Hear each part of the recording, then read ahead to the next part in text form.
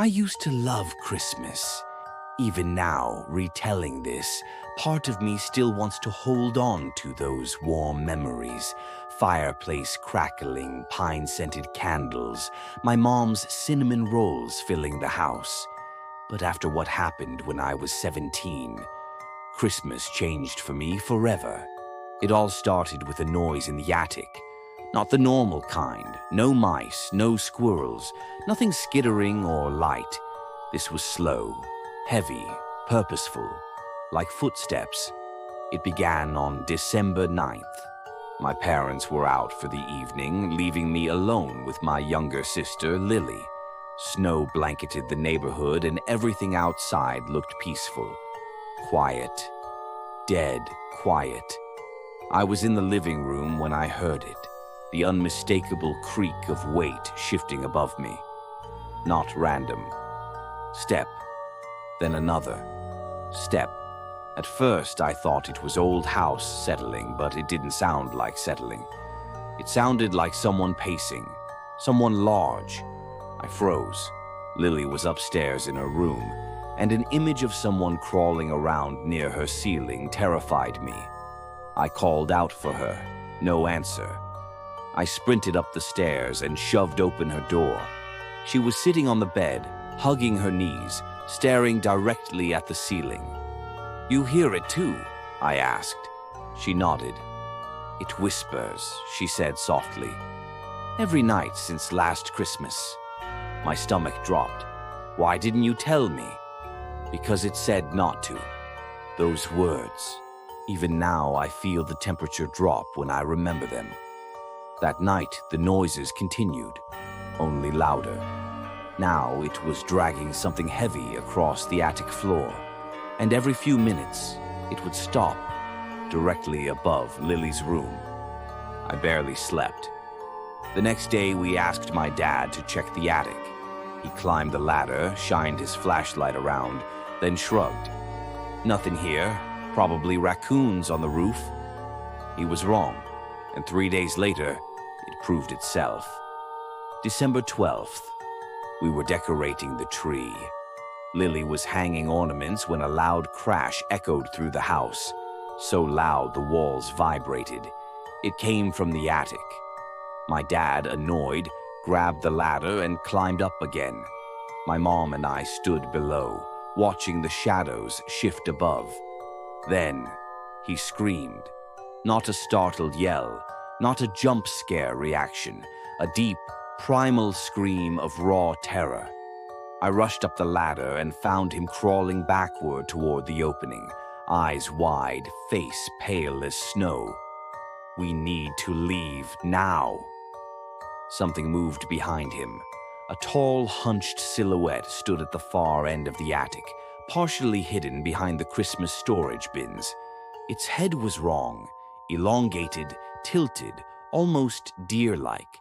Except no deer has a mouth that hangs open as wide as its did, filled with black, jagged teeth. And its arms, they touched the ground like an ape's. It stepped forward, cracking the wood with its weight. My dad scrambled down the ladder so fast he slipped. I pulled him to his feet and slammed the attic door. Mom grabbed Lily and we bolted to the car. We didn't even put on shoes. When we finally returned 2 days later with 2 officers, the attic was empty. But the scratches, deep, gouged claw marks, covered every wall. And worst of all, at the center of the attic was a single Christmas ornament, one we had never owned, one none of us had ever seen. A red glass ball. Inside it was a photo of Lily sleeping in her room, taken from above. The police had no explanation. We moved in February. Last Christmas, Lily called me from college. She said she heard footsteps above her dorm ceiling. And last night I got a text from her. Just 2 words. It's whispering.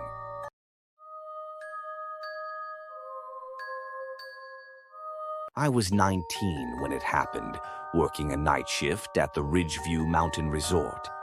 A blizzard had trapped us inside for 2 days. No guests could leave, no roads were open, and the wind outside howled like a living thing. But the strange part started when I went out to restock firewood. The snow was waist deep, the cold slicing straight through my coat. I could barely see the tree line in the distance. But then, I heard it, singing, soft, gentle, beautiful. Children's voices carried through the storm, humming an old Christmas hymn, something like God Rest, Ye Merry Gentlemen, but slower, sadder, hollow. I scanned the woods, but no children were outside. Nobody was. Everyone was inside warming up by the fire. The singing stopped, then started again, closer this time. I turned and hurried back inside, pretending nothing happened. But around 2 a.m., when most people were sleeping in the lobby, warming themselves by the giant stone fireplace, I heard it again. Only now, it was coming from the roof, the same soft, synchronized humming. Dozens of small voices. I grabbed my coworker, Alex. "You hear that?" He went pale instantly. "Don't go outside, not tonight." I demanded he tell me what he meant. He shook his head. "Every few winters, when the blizzard is bad like this, the choir comes back. My dad warned me when he worked here. Kids that froze to death in a bus accident in 1971. They never made it down the mountain." I thought he was messing with me until we both heard tiny footsteps running across the roof. Dozens of them, then tapping, like little frozen fingers knocking on the wooden beams above us. We backed away from the windows, and that's when we saw them. Small faces pressed against the glass, gray, frost-bitten, eyes pale blue like cracked ice. Their mouths moved silently, as though still singing, but the sound came from everywhere, echoing through the walls.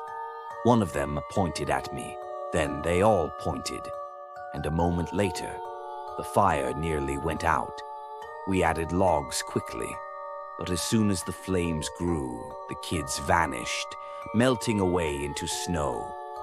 Alex said, "They only come when the fire dies. They want someone to join their choir." I didn't sleep that night. The storm passed by morning, and the roads cleared 2 days later. I quit my job immediately. But last week, during the first snowfall of December, I woke up to a sound outside my apartment window. Soft, gentle, beautiful. Children singing.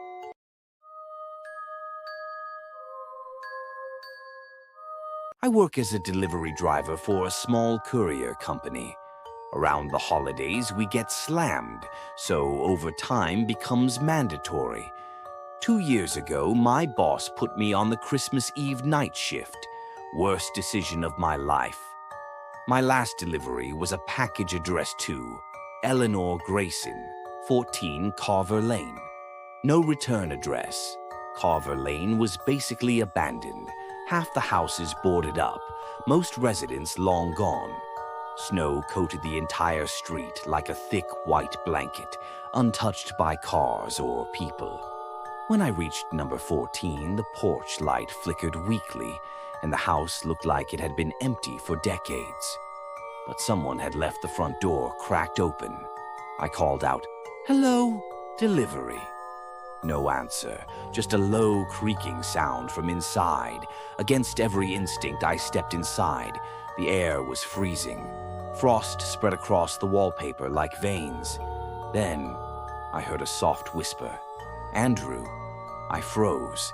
I had never been inside this house. Nobody here knew me. "Andrew, bring it upstairs." Every sound felt like it came from right behind me. Yet the house was empty. I should have run. But something cold, pushed me forward. My legs moved like they didn't belong to me. Upstairs, a door stood slightly open, glowing faintly red. I pushed it gently. Inside was a bedroom lit by a single candle. A rocking chair in the corner moved slowly.